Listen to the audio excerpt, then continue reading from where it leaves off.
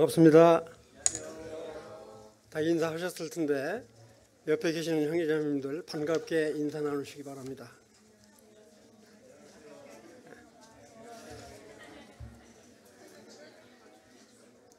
추석 명절이라서 고향에 가신 분들이 많은 것 같아요. 오늘 이렇게 함께해 주신 형제자매님들께 감사의 말씀을 드리면서 오늘 제가 이렇게 준비한 말씀은 여러분들의 본향이 다 어디십니까? 우리들의 본향이 되는 하늘의 왕국과 이렇게 교회라고 하는 주제를 가지고 말씀을 드리도록 하겠습니다. 제가 마태복음 13장을 무려 이렇게 58절까지 있는데 그걸 한 절 한 절 다 보기는 힘이 들지만 정말 이 13장에 나오는 하늘의 왕국이라고 하는 것이 어떤 의미를 가지고 있는가 이걸 설명을 드리도록 그렇게 하겠습니다. 우리 이 개역개정에는 성경을 볼 때 거의 천국이란 말을 표현을 하고 있습니다. 저는 성경을 조금 이렇게 안 뒤로는 천국이라고 하는 표현보다는 정확하게 하늘의 왕국이라고 이렇게 표현하시면 좋겠다. 하늘의 왕국. 완전히 다르죠? 천국이라고 하는 말은 중국에서 번역을 해서 우리나라에 들어왔기 때문에 천국이라는 표현을 쓰고 있는데 이 하늘의 왕국. 그 다음에 여러분들 보시면 하나님의 나라라고 하는 말이 있습니다. 하나님의 나라보다는 하나님의 왕국. 하나님께서 이와 같이 하늘의 왕국이라고 표현한 거는 이 땅에 오셔서 실제 이 땅 가운데 하늘의 왕국을 세우시고 자기가 통치하시고자 하는 의도가 있기 때문에 제일 먼저 이 침례 요한이 3장 2절에 마태복음 3장 2절에 뭐라고 이야기하냐면 하늘의 왕국이 가까이 임했다. 회개해라. 이렇게 이야기를 해요. 그 다음에 우리 주님은 4장 17절에 딱 넘어가면 뭐라고 말씀을 하시냐면 하늘의 왕국이 가까이 왔다. 이렇게 말씀을 하세요. 그리고 우리 주님이 이 땅에 오셔서 하늘의 왕국에 이 땅에 세우시고 친히 왕으로 다스리시기를 원했던 거야. 그런데 자기 백성들이 그렇게 회개하기를 촉구하고 이야기를 했지만 자기 백성들이 말을 들어요, 안 들어요? 영 말을 안 듣거든요. 지금도 말을 안 들어요, 이스라엘이. 그때만 말을 안 듣는 게 아니라 지금도 말을 안 듣는다고요. 그런데 우리 주님이 하늘의 왕국이라는 말을 마태복음에서만 사용을 하세요. 마태복음을 제외한 누가복음이라든지 마가복음이라든지 이런 데서는 뭐라고 이야기하냐면 하나님의 왕국이라는 표현을 써요. 하나님의 왕국. 그래서 그 의미가 어떻게 다른가 하는 것은 이따 말씀을 드리기로 하고요. 그런데 이 하늘의 왕국이라고 하는 그 비유를 마태복음에 12군데가 언급이 되어 있어요. 그래서 마태복음 13장에는 7개 비유를 들어서 말씀을 하시고 그 다음에 이제 여러분들 잘 아시는 마태복음 18장 그 다음에 마태복음 20장 그 다음에 마태복음 22장 그 다음에 마태복음 25장에 여러분들 잘 아시는 열천의 비유가 나오죠. 그 다음에 여러분들 잘 아시는 달란트의 비유가 나온다고요. 이와 같이 12개의 비유가 있어요. 그런데 마태복음 13장에 나오는 7가지 비유는 우리 주님이 초림에서부터 재림에서 민족 심판이 있을 때까지를 이 7가지 비유 가운데 다 숨겨놨어요. 너무 놀라워요. 이렇게. 그런데 읽어보시면 하늘의 왕국을 말씀하시는데 비유를 말씀하시는데 그 속에 교회란 말은 한 군데도 안 나와요. 교회란 말은. 그건 뭘 의미하느냐? 그래서 이 이제 비유를 들어서 이제 쭉 말씀을 이제 하겠지만, 우리 주님께서 하늘의 왕국이 왔다라고 하는 말을 제자들한테 어떻게 설명을 할 것인가. 여러분들 잘 아시다시피 마태복음 4장에 가서 이제 침례를 받으시고, 3장에서 침례를 받으시고, 그 다음에 4장에서 마귀로부터 시험을 받죠. 그 다음에 바로 5장에 딱 넘어가면 5장, 6장, 7장, 8절까지는 하늘 왕국의 시민으로서 어떻게 살아야 될 것인가 하는 것들을 여러분들 잘 아시는 산상수훈이라고 해가지고 5장, 6장, 7장, 8장을 이야기를 해요. 그러시죠? 그걸 다 설명드리기는 그러니까 그렇게 말씀을 하시고, 그 다음에 이제 9장, 10장은 바로 우리 주님이 왕으로서 뭘 하냐면 병 고치는 일부터 하신다고요. 왜냐하면 메시아이기 때문에 그 표적을 보여주지 않으면 안 믿으니까. 하늘의 왕국에 가까이 왔다고 말씀하시면서 9장, 10장을 통해서 병자를 고치는 일들을 엄청 많이 하세요. 그러고 난 다음에 바로 10장 넘어가면 12제자를 삼으시죠. 그러고 나서 13장에 딱 들어가면 하늘의 왕국의 비유를 7가지 비유를 쭉 들어서 말씀을 하고 계세요. 그래서 우리 침례 요한이 3장 2절에 회개해라 이렇게 이야기를 하잖아요. 그러니까 우리 주님이 6개월 먼저 나셨잖아요. 침례 요한이. 정말 메시아로 오신 분이 정말로 이렇게 하늘의 왕국을 세우실 것을 침례 요한이 알고 회개해라 이렇게 이야기한 거는, 특히 그때 당시에 유대인 종교 지도자들, 유대인들이 정말 이 걸칠에는 아주 하나님 잘 믿는 척 아주 이렇게 하는 거에 대해서 너무너무 가증스러우니까 회개해라 회개해라 이렇게 이야기를 하거든요. 우리 주님도 회개라고 그러지만 이 종교 지도자들이 영 말을 안 들어요. 근데 12제자들한테 그렇게 이적을 베풀고 이야기를 하면서 13장에 딱 들어가서 이제 하늘의 왕국의 비유를 말씀을 하신다고요. 7가지 비유를 듣는데, 자, 한번 이제 보시면, 시간은 늦지 않게 제가 일찍 끝낼게요. 13장 1절에 딱 보시면 뭐라고 나오냐면, 그날에 예수께서 집에서 나가사 바닷가에 앉으심에 그랬어요. 우리 주님이 많은 사람들이 이렇게 몰려오고 그러니까 이 지금 집을 나갔다고 하는 것은 좀 크게 말하면 이스라엘을 떠나서 세상 밖으로 나가서 지금 외치는 거예요. 이렇게 그걸 지금 말씀을 하시는데, 그렇게 하면서 비유를 쭉 말씀을 하시는데, 제일 먼저 이 비유는 뭐 길가에 떨어지는 거, 그 다음에 돌밭, 그 다음에 뭐 가시떨기, 그 다음에 좋은 땅, 이 비유가 나오잖아요. 이건 복음을 전할 때도 많이 쓰는 말인데 자세히 제가 설명하기보다는, 자, 여러분들 한번 생각해 보세요. 하늘의 왕국인데 어떻게 길가가 나오고 돌밭이 나오고 그러겠어요? 좋은 땅만 있어야 될 거 아니에요. 이 씨라고 하는 건 뭐냐? 하나님의 말씀이라고요. 씨는. 그래서 이 하나님의 말씀이 좋은 씨를 뿌리면 어디다가 뿌리면 좋겠어요? 좋은 땅에다만 뿌려야 되죠. 그러잖아요. 어떤 멍청한 사람이 나쁜 땅에 길가에다가 씨를 뿌리겠어요.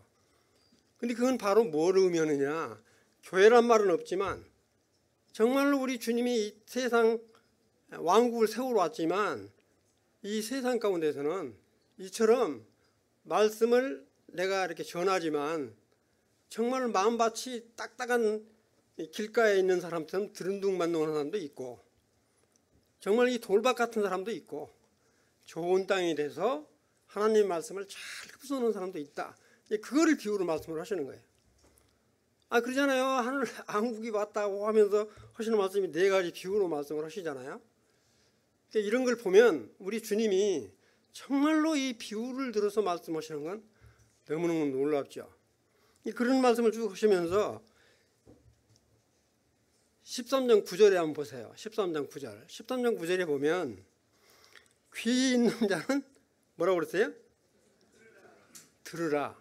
귀 없는 사람이 어디 있어요?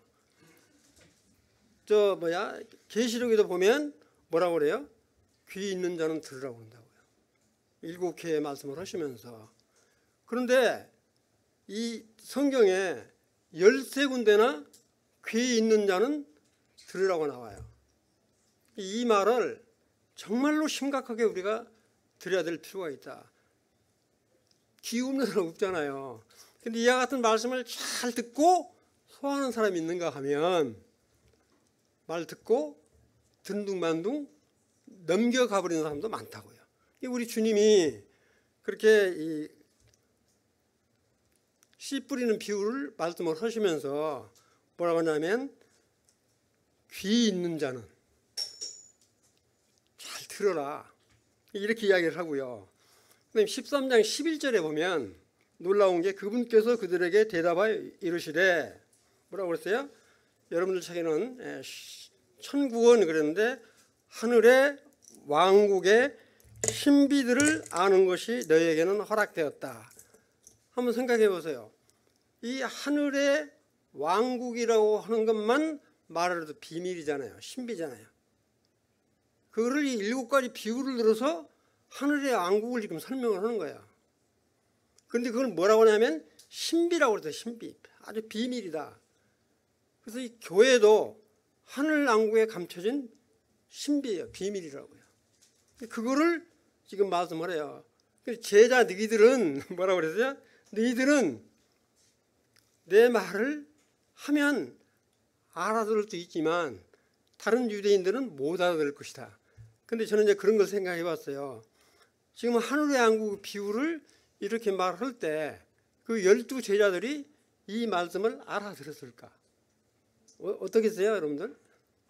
제자들이 이 하늘의 왕국의 비유를 말씀하면서 신비라고 하면서 하늘의 왕국의 신비들을 아는 것이 제자들 너희들한테는 허락되었다고 그러지만 정말로 이 12대자가 이와 같은 하늘의 왕국의 신비를 알았을까? 그 속에는 교회라고 하는 것도 있는데 지금 이 12제자는 교회라고 하는 것은 전혀 모르죠. 어디에 교회란 말이 처음 나오냐면 16장 이제 48절에 가면 베드로가 고백을 하죠. 우리 주님이 내 반석 위에 교회를 세우리라. 3장이 넘어가야 그 교회란 말이 나오는데 여기 13장에는 7가지 비유를 하면서 교회란 말은 전혀 하지 않으면서도 이와 같은 말씀을 하고 계시는 거예요. 이 말을 제자들이 듣고 알아들었을까 이런 생각을 해보게 됩니다. 정말 지금 사는 우리들은 이런 비유를 이해할 수 있지만 그때 당시에 우리 주님이 제자들한테 이야기를 했을 때 과연 이 하늘의 왕국에 대한 이 신비 정말 거기에 감춰준 이 교회. 그래서 하늘의 왕국이 교회라고 하는 말은 아닙니다. 또 오해하시면 안 돼요. 하늘의 왕국이 교회다 그런 표현은 아니라 그게 감춰져 있다는 거예요. 이렇게. 그렇게 이제 이야기를 하시면서 이 씨 뿌리는 비유를 이제 이렇게 말씀을 하셨어요. 그 다음에 13장 23절에 보면 뭐라고 나오냐면 좋은 땅에 씨를 이렇게 뿌렸더니 이 열매 몇 배예요? 100배, 60배, 30배예요. 근데 여기서 여러분들 이렇게 오해를 하시지 말 게 뭐냐면 이 주님이 말하는 거는 이렇게 씨 뿌려서 알곡이 아주 풍성히 열어 있는 그런 것도 말을 하지만 여기서 열매라고 하는 것은 정말로 이렇게 내실을 기하는 그 열매를 말하는 거예요. 아주 믿음이 좋은 사람, 똑같은 말을 들어도 근데 말 듣고도 든둥만둥 건성으로 오는 사람, 이런 거를 아주 이렇게 믿음이 좋은 같은 말을 듣고도 아주 말씀이 충실하게 잘 믿은 사람은 100배로 얻는 거고, 말씀을 듣고 든둥만둥하고 하는 사람은 한 30배, 한 10배 정도 되는 거고. 무슨 말씀 이해되시죠? 그러니까 여기서 100배, 뭐 60배, 30배라고 그래서 이렇게 풍성한 열매로만 생각하지 마시라. 내실을 지금 이야기하는 거다. 이렇게 이해를 하시면 좋을 것 같아요. 그러면 이제 두 번째 비유는 뭐냐면 알곡과 가라지 비유를 지금 들어서 말씀하세요. 자, 하늘의 왕국에 알곡만 있어야지 가라지가 있으면 되겠어요? 근데 알곡과 가라지 비유를 하고 계시는 거야. 뭐라고 이야기하냐면 바로 이 하나님 말씀에 씨를 이렇게 뿌리는데 뭐라고 하냐면 좋은 밭에다가 하나님의 왕국의 말씀을, 복음을 뿌렸더니, 그 말이잖아요. 이렇게 말씀을 뿌렸더니 뭐라고 그러세요? 13장 24절에 보면 이런 말씀이 나와요. 그분께서 그들에게 다른 비유를 들어 이르시되 하늘의 왕국은 마치 좋은 씨를, 하나님 말씀이 좋은 말씀이잖아요. 은혜의 복음이니까 좋은 씨를 자기 밭에 뿌린 거야. 누가? 우리 주님이. 왕국의 복음을 자기 밭에 뿌렸다고요. 그 자기 밭에 좋은 땅에다 뿌렸는데 거기에 뭐가 나왔다고 그랬어요? 가라지가 어떻게 생긴지 아세요? 여러분들 혹시 저 논에 가서 모를 심고 처음에 이 모하고 피라고 그러죠. 보통 이 가라지 똑같이 생겼어요. 그런데 언제 가라지인지 아냐, 피인지 아냐 하면 이 곡식이 나서 이렇게 싹이 피울 때 안다고요. 그렇게 이제 가라지가 생긴 거야. 이렇게. 그러니까 제자들이 그러잖아요. 가라지가 생겼다고 그러니까 가서 다 가라지 빼버릴까요? 그랬더니 뭐라고 그래요?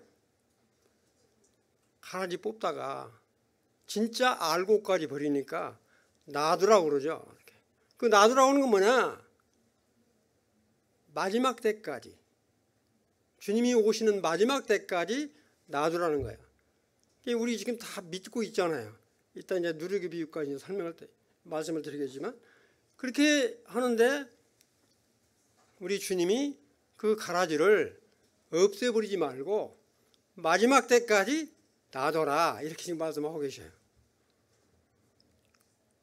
그런데 이제 놀랍게 이렇게 쭉 하면서 이 알곡을 뭐라고 표현하냐면 건너뛰어가지고요, 13장 43절에 한번 보세요. 뭐라고 나오냐면 이런 말이에요. 그때 그랬습니다. 그때 의로운 자들은 자기들의 아버지 왕국에서 해같이 빛나리라. 요 그때라는 건 뭐냐 하면 정말 마지막 때, 그때 마지막 때, 주의 날, 이때 정말로 하나님의 말씀을 듣고 정말로 주님의 자녀가 된 의로운 자들은 뭐라고 그랬어요? 해같이 빛나리라. 너무너무 놀랍죠? 여러분들 다 알고 계시죠? 나는 가라지라는 사람 손 한번 들어보세요. 가라지 되면 안 돼요. 이렇게. 여기 주님이 그렇게 말씀을 하고 계세요. 이 알곡이라고 하는 비유를 뭐라고 하냐면 자기들의 아버지 왕국에서 해같이 빛나리라. 그렇게 하면서 이게 비유를 이렇게 말씀을 하세요. 그 나중에는 뭐냐면 이와 같은 가라지는 13장 29절에 보면 마지막 때 가라지는 싹 모아다가 뭐라고 그랬어요? 지옥불에 던져 넣는다고 그랬어요. 심판을 의미한다고요. 이건 뭐냐면 우리 주님이 초림으로 오셔서 이와 같이 하나님의 말씀, 복음을 이렇게 전하고 마지막 때까지 이렇게 진노의 심판이 이를 때까지를 지금 언급을 하고 계시는 거예요. 근데 여기서 교회란 말은 없어요.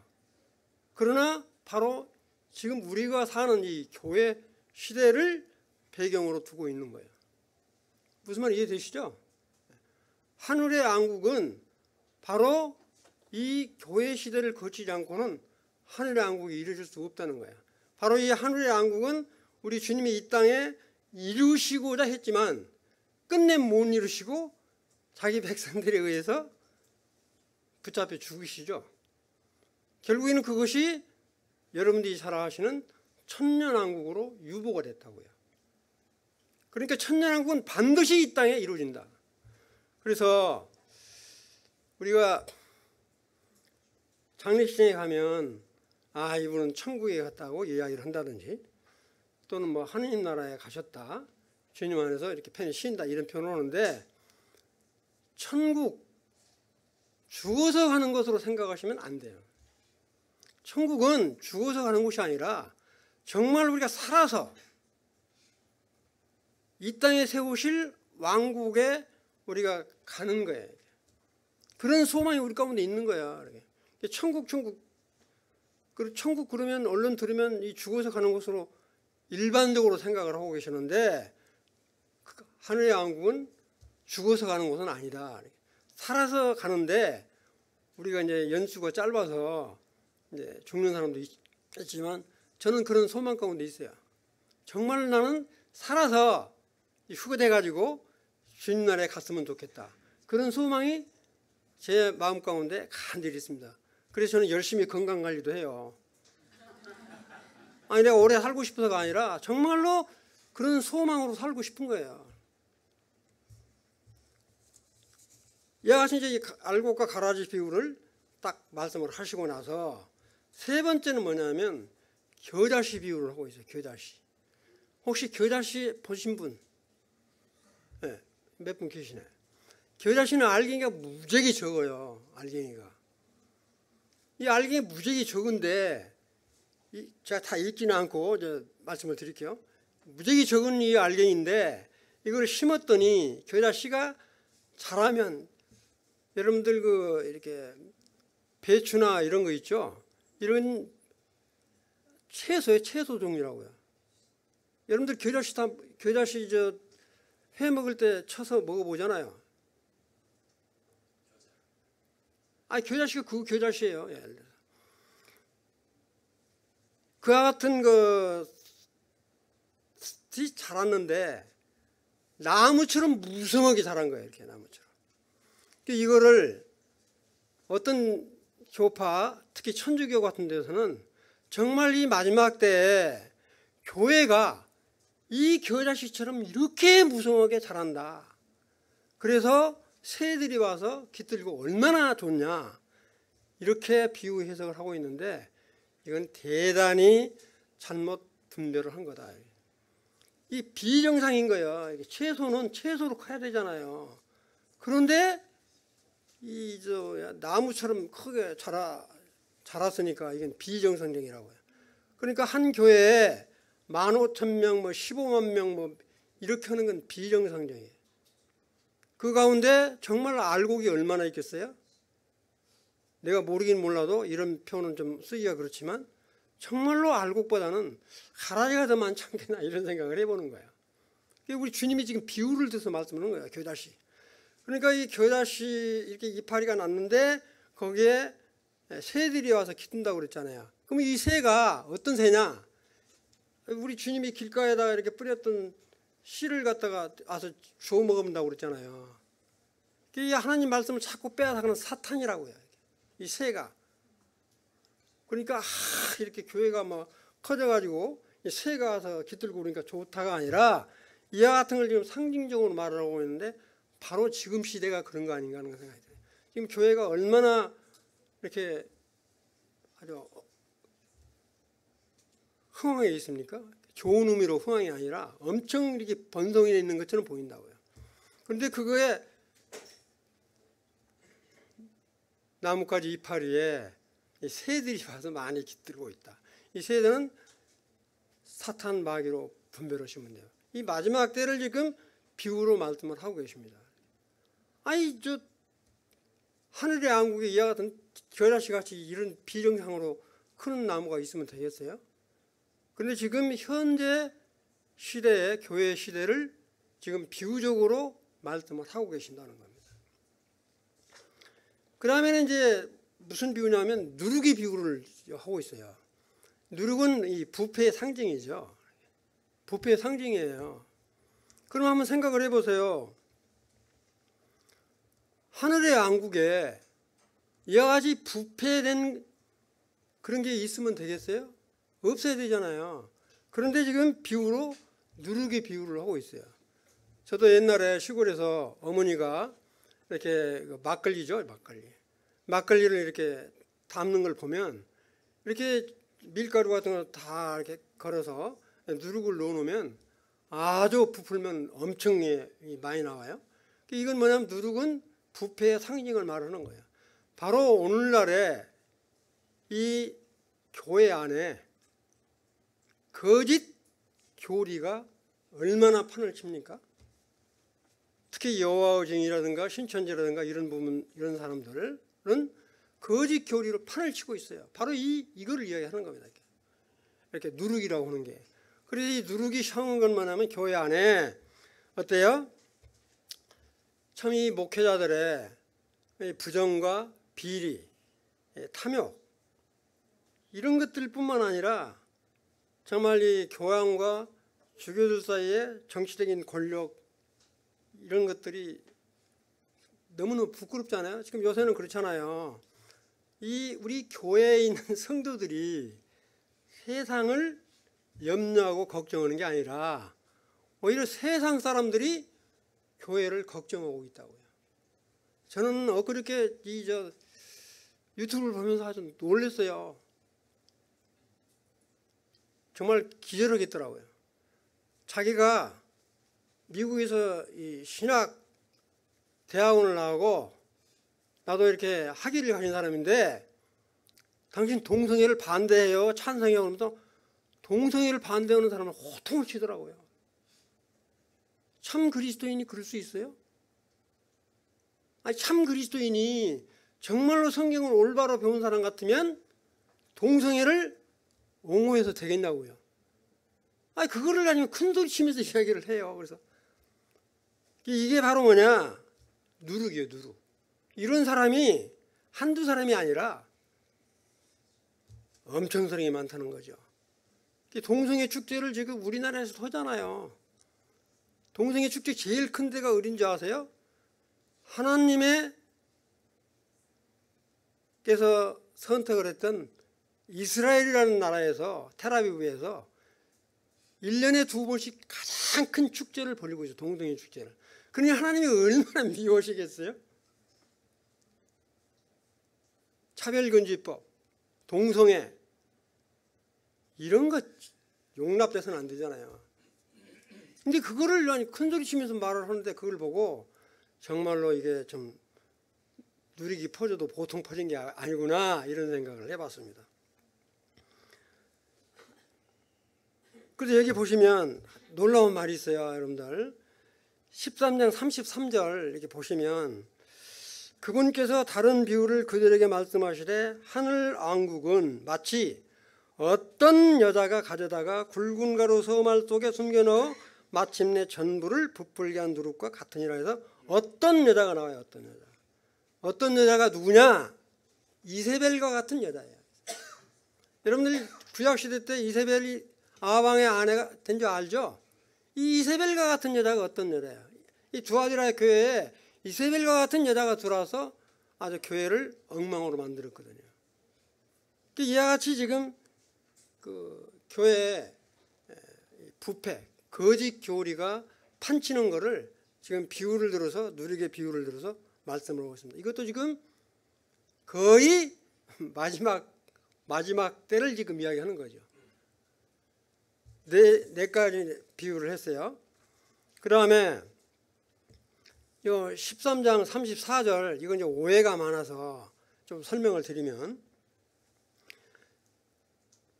이 비유로 말씀하시면서 우리 주님이 뭐라고 하냐면 예수께서 이 모든 것을 무리에게 비유로 말씀하시고 개역성경에는 이렇게 돼 있을 거예요. 비유가 아니면 아무것도 말씀하시지 않았다. 비유가 아니면으로 나와 있는데 비유가 아니면이 아니라 하나님께서는 필요하실 때는 반드시 비유로 들어서 비유가 없이는 말씀하지 않았다는 이야기예요. 하나님이 모든 말을 다 비유를 들어서 말씀했다, 이건 아니잖아요. 근데 이 말을 가지고 이 일반 교파에서 제일 많이 써먹는 말이에요. 하나님은 다 비유를 들어서 말을 했다. 그렇지 않잖아요. 필요한 것은 반드시 비유를 들어서 말씀했다. 그런 걸 이해를 하시고요. 그 다음에 다섯 번째는 뭐냐면 숨겨진 보화가 나와요. 보화. 숨겨진 보화. 이 보화, 이 비유는 오해가 굉장히 많고 저도 처음에는 그렇게 알았어요. 여기 보시면 13장 44절에 보면 뭐라고 나오냐면 하늘의 왕국은 마치 밭에 숨겨진 보물과 같으니라 그랬어요. 그 다음에 사람이 그것을 발견하면 숨겨두고 그 기쁨으로 인해 가서 자기의 모든 소유를 팔아 그 밭을 사느니라 할 때, 저도 처음에는 주석에 그렇게 나와 있으니까 그런 줄 알았어요. 이게 뭐냐면 밭은 세상이다. 밭은 세상을 말한다. 그런데 그 밭에 숨겨진 보물은 누구로 볼 거냐. 그 주석에 그렇게 나와 있어요. 아, 이 보물은 예수 그리스도다. 예수 그리스도다. 그래서 보물이 예수 그리스도를 발견하면 자기의 모든 것을 다 팔아서 그 보물을 사야 된다. 얼른 들으면 그럴듯한데 이거는 대단히 잘못된 분배라는 걸 나중에 알았어요. 뭐냐? 여기서 밭은 세상을 말하는 거고 이 보물은 바로 누구를 말하는 거냐? 정말 이 자기가 택한 이스라엘 백성들을 말하는 거예요. 이 보물은. 그 다음에 뭐냐면 이스라엘 백성뿐만 아니라 정말 우리 주 예수 그리스도를 믿고자 하는 사람들, 이런 사람들이 보물이요. 이 보물을 발견하시고, 이 사람은 그리스도예요. 우리 주님이 그 세상 밭을 통째로 사신 거예요. 그래서 결국에는 뭐냐면 십자가에 돌아가시잖아요. 십자가에 돌아가신 거는 세상에 있는 모든 사람들을 위해서 돌아가신 거예요. 그렇게 해석을 해야 맞아요. 이렇게. 아니, 만약에 저 주님 발견하고 열심히 내가지고 한다면은 주님을 돈 주고 살 수 있어요? 아, 믿음을 돈 주고 살 수 있어요? 정말 우리는 구원받는 거는 우리 주님의 전적인 은혜 때문에 우리가 구원을 받는 거예요. 이게 그런 거를 말씀을 하고 계신 거예요.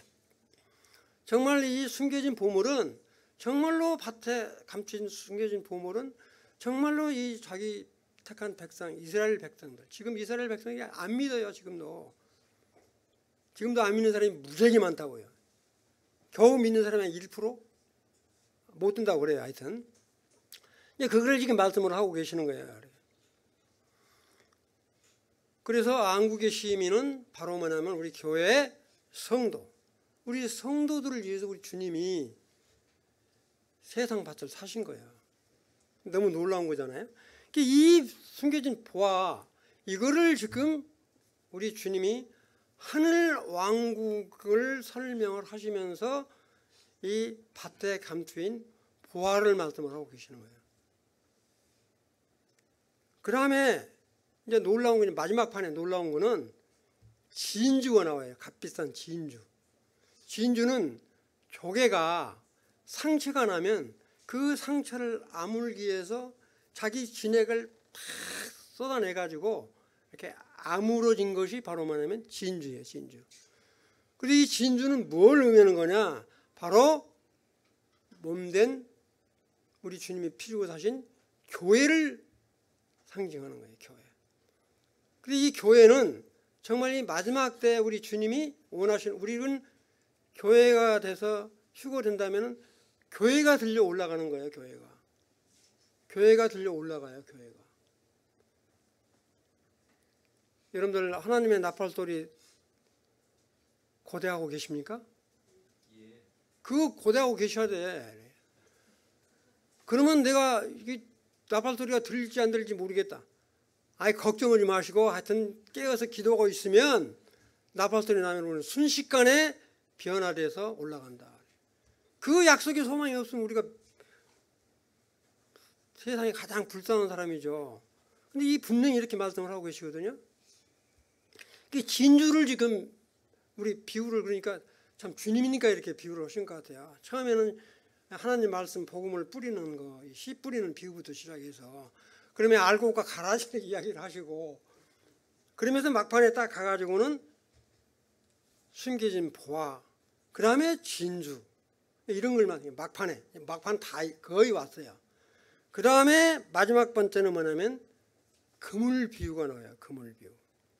자, 여러분들 내과나 바다에 가서 그물로 고기 잡아보셨어요? 저도 옛날에는 망으로 고기를 많이 잡아보는데 이게 그물 뜨면 좋은 고기도 담아지지만 영 보잘것없는 이 잘챙이 같은 못 먹을 것들 이런 것들이 잔뜩 같이 따라온다고요. 그럼 어때요? 좋은 고기는 싹 골라서 그릇에 담고 저 알챙이 같은 게 잘못 못 먹을 것들은 다 버린다고요. 지금 그 비유를 말씀하고 계시는 거예요. 원래 하늘의 왕국이라고 한다면 좋은 고기만 있어야지 나쁜 고기가 있어요. 그렇잖아요. 이렇게 왕국이라고 하늘의 왕국이라고 한다면 좋은 고기만 살아서 있어야지 나쁜 고기가 있다고. 이건 바로 뭐냐? 지금 현재 교회 시대를 지금 의미하고 있는 거예요. 근데 이 교회 안에서도 이런 말을 하면 좀 죄송하지만 정말로 신실하게 우리 예수 그리스도를 나의 구주로 믿고 있는 참 신자가 있는가 하면 믿는 척하는 거짓 신자도 있다 이거죠. 이 거짓 신자는 뭐예요? 가라지 또는 뭐냐면 나쁜 고기죠. 나쁜 고기. 무슨 말 이해되시죠? 여러분들 대놓고 나쁜 고기라는 이야기 아니라 교회 안에 그렇다는 거예요. 비유를 해서 그렇게 지금 말씀하고 계십니다. 야시 그물 비유를 들어서 좋은 고기는 그릇에 담고 나쁜 고기는 이렇게 버린다 그랬잖아요.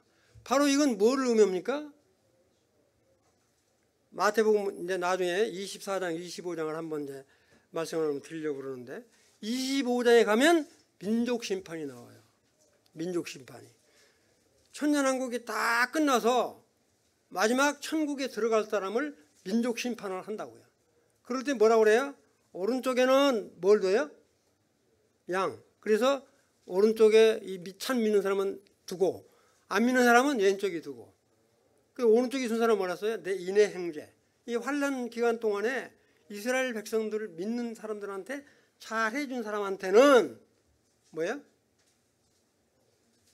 오른쪽에 앉히고 그 다음에 안 믿고 한 사람한테는 뭐야? 믿는 이스라엘 백성들한테 환란 기간 동안에 이렇게 헐벗고 온 사람들, 가난한 사람들, 병들었을 때 안 고쳐주는 이런 사람들은 왼쪽에 넣어서 이렇게 불사르잖아요. 그 같은 거를 지금 비유를 하고 있어요. 마지막 심판까지를 7가지 비유를 들어서 쫙 설명을 하고 있습니다. 여기까지 이해되시죠? 그럼 여기서 한마디도 7가지 비유 중에서는 하늘의 왕국은 말을 하지만 여기에 교회란 말은 없지만 교회 시대의 배경을 쫙 깔고 우리 주님이 말씀을 하고 계시는 거예요. 그러면 제가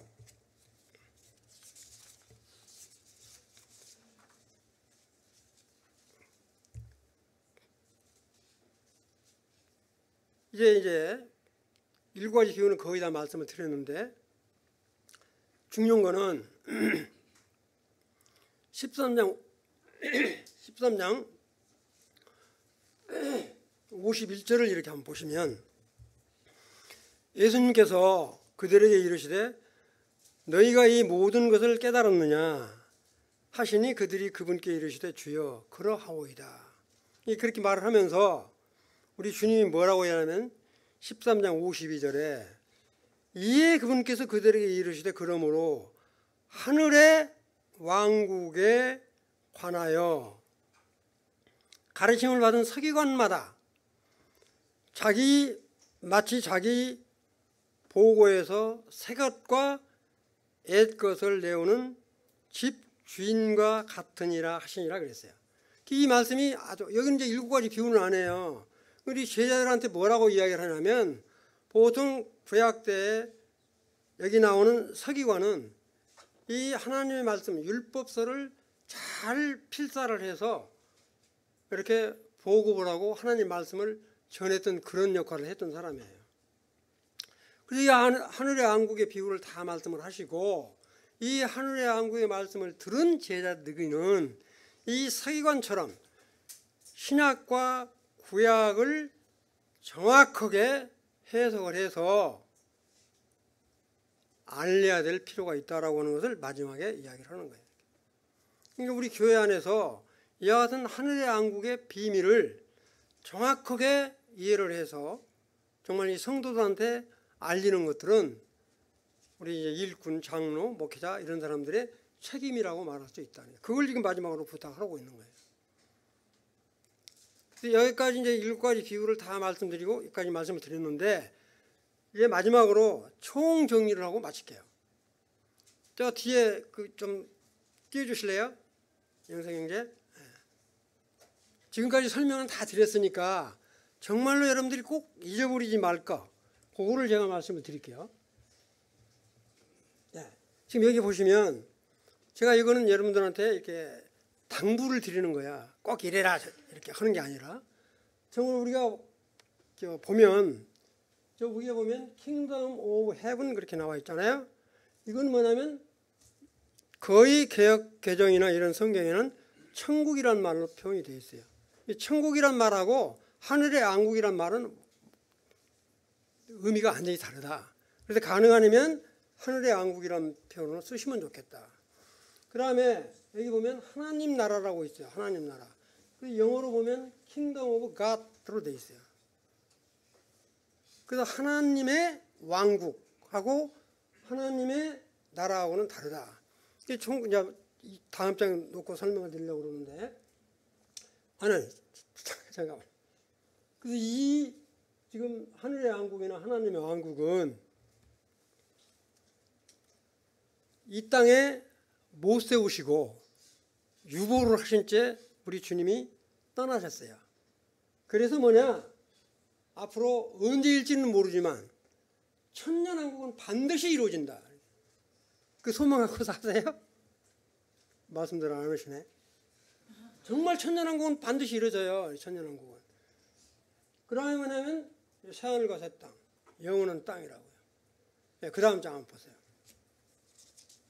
지금까지 마태복음 13장에 있는 거를 제가 총괄해서 한 표로 했는데 이거는 미국의 성경학자 클라이런스 라킨이라고 하는 사람이 이렇게 도표로 아주 잘 만들어놨어요. 그거를 조금 이해하기 쉽게 표현을 했는데 지금 여기 보시면 제가 여기서 이렇게 설명을 드릴게요. 여기 보시면 마태복음 3장 2절이나 4장 17절에 우리 주님이 하늘의 왕국을 이렇게 말씀을 하셨어요. 그 다음에 조금 나중에 이제 하나님의 왕국에 대한 걸 말씀하셨는데 이제 말씀을 드리면 우리 주님이 하늘의 왕국이라는 표현을 쓰실 때는 반드시 유대인들한테 이야기할 때는 하늘의 왕국이라는 표현을 썼어요. 하늘의 왕국. 마태복음에는 하늘의 왕국이 무려 32번이 나와요. 근데 마태복음 이외의 다른 복음서에는 전부 하나님의 왕국이라고 나온다. 하나님의 왕국. 그래 하나님의 왕국이라고 주님이 쓰신 건 뭐냐? 유대인이나 이방인, 세리 이런 사람들이 있을 때 하늘의 왕국이라는 표현을 안 쓰고 하나님의 왕국이라고 썼어요.